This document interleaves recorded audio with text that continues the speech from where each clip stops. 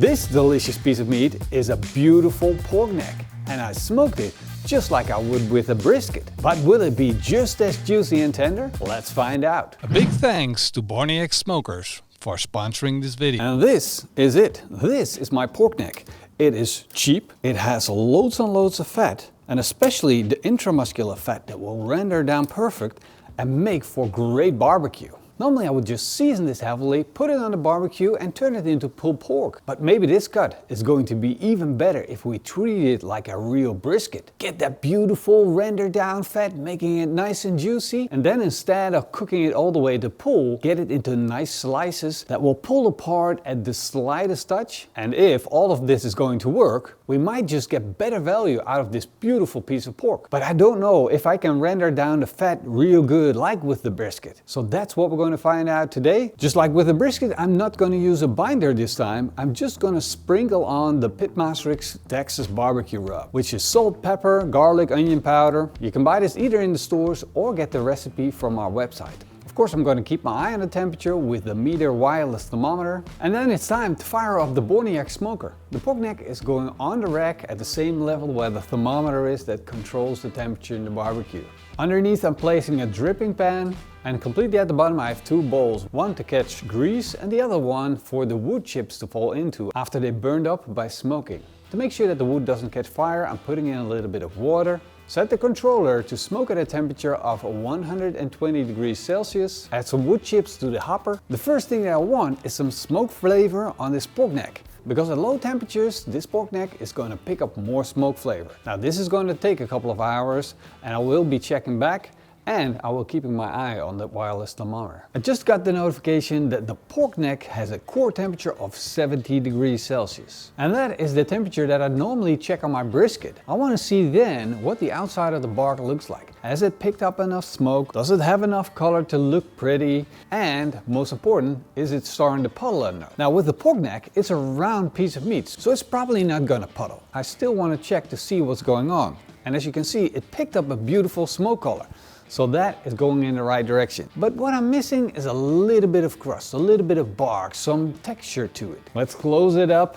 Set the temperature, 140 degrees, just like I would with the brisket. The train of thought that I'm following is the 4-2-10 method, which is 4 hours of smoking, 2 hours of raising up the temperature and getting a beautiful crust on the outside. And that's what we're doing right now. And funny thing is that this pork neck actually took 4 hours to get up to 70 degrees core temperature. I got the notification, we're at 90 degrees Celsius and it took a little over 2 hours to get there. So it's basically the rule book of the brisket that actually works on this pork neck. I can't wait to pull this thing off and show it to you guys. Of course, we're gonna need some paper because we're gonna wrap it up. I really want to show you what it looks like. Oh, it's a bit dark in here. Oh, yo. The look of this pork neck. It is an absolute beauty. It is truly, truly beautiful. Of course, I'm gonna do a little poke test to see, wow. I really like the way that the bark turned out. It's like a little pop that you have to go through. It is still a little resistance. It's not the same for every muzzle. But the rule here is to go up to 90 degrees Celsius and then during the resting, we're going to let this continue to cook. So far, this is going like a dream. If this works out in the end and it turns out to be as good as brisket, of course, it's not like you're gonna get beef flavor out of pork, but there's nothing wrong with good pork flavor. Just ask the kind people from Carolina, north and south. I'm gonna wrap it nice and tight, like that. Now this in itself is now beautifully wrapped, but I'm gonna seal it up as well just to prevent moisture loss. And the pork neck already has a lot of fat, so there's no need to add any beef tallow or lard. I'm just gonna put it in an aluminum tray, seal it off with some aluminum foil, and make sure you seal the edges because that's where you're gonna prevent the most of the moisture loss. And now the trick is just to keep this warm until you're ready to eat it. Now that could be 2 hours, but it could also be 10 hours. And in my case, I'm gonna eat this tomorrow morning. Well, at least you and me, we're gonna take a look at it. And so therefore I'm gonna just let it sit overnight. I'm gonna set my Borniak to that temperature. Since it was running at a temperature of 140 degrees Celsius, it means I gotta let it cool down. I'm setting it to 50 degrees Celsius, maybe a little higher, 65 would be nice, like real nice eating temperature.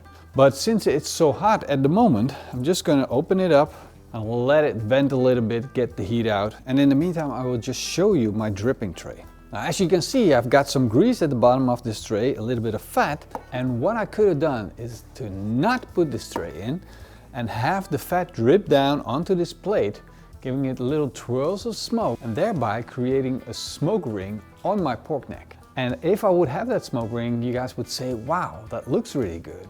But the flavor would be a little less tasty. I'd rather just skip the whole smoke ring and have a better flavor profile on my pork neck than have the looks of the smoke ring and real barbecue, but a little less great flavor.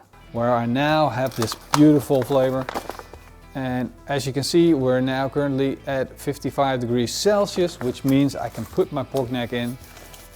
I'm just gonna let it sit, close the lid, and I'm gonna switch off the smoker box, and that's it.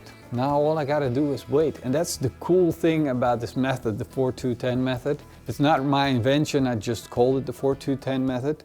The thing is that you can just wait until your guests arrive and do this. Like, you can start early in the morning, do 2 hours, you know, if you start at 8, and then you're around 2 o'clock, you're done. Just throw it in there, set the temperature to the lowest setting, and then when your friends come over for your dinner party, you're good to go. You know who would love this? My dog. Is it lekker?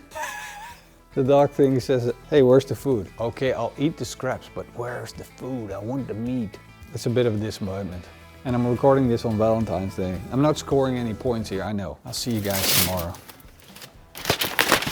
It's a little bit steamy. We haven't lost any moisture.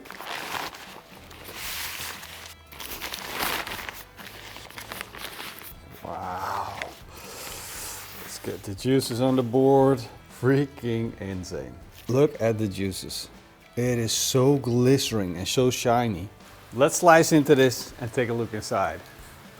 I so hope it's super, super tender. Oh, it's almost fall apart tender. While cutting, I had a little bit of tear. You can see that right there. This popped out, which means this is super, super tender. And look at all the fat that rendered out. All those little holes that you see right there. That is where the fat used to be. That all rendered out over time. All the collagen rendered down. And it turned into juice. Let's get a slice out of this, see how it slices. Whoa, that's good, that's good. It slices, that's important. Yeah, it has a little bit of pull. It could have had a little bit more pull, but the difference between a brisket and a pork neck is that it contains multiple muscles. And those multiple muscles, when you break down the collagen, they're gonna let go. Just like with a point and a flat, they're not gonna be as connected anymore. You can just tear them apart. We got the nice bark, we got the juiciness, we got the tender meat. So far, all the characteristics of a good brisket cook are here. But what does it taste like? There we go. Whoa, this is a total... Okay, the first bite that I took was instantly, hey, I'm eating brisket. But the second bite was like, whoa, it's pulled pork. So I'm kind of like feeling like a schizophrenic here. What's going on? This is a beautiful piece of meat. It tastes like a brisket. Of course, it's not strong and beefy, but it's like rich and creamy like pork, but it's like a brisket. But it's like pulled pork. It's almost rich like a Wagyu brisket. I really enjoy this. This is really fantastic barbecue. That is good. Now, as a comparison, of course, I'm using something high-end because we did a 24-hour pulled pork experiment a while back, which turned out to be the best pulled pork I ever had. But now I have this, and this is very close to that 24-hour pulled pork. I must say it's really, really, really tasty. And if you take a look at that crust, that is one amazing crust.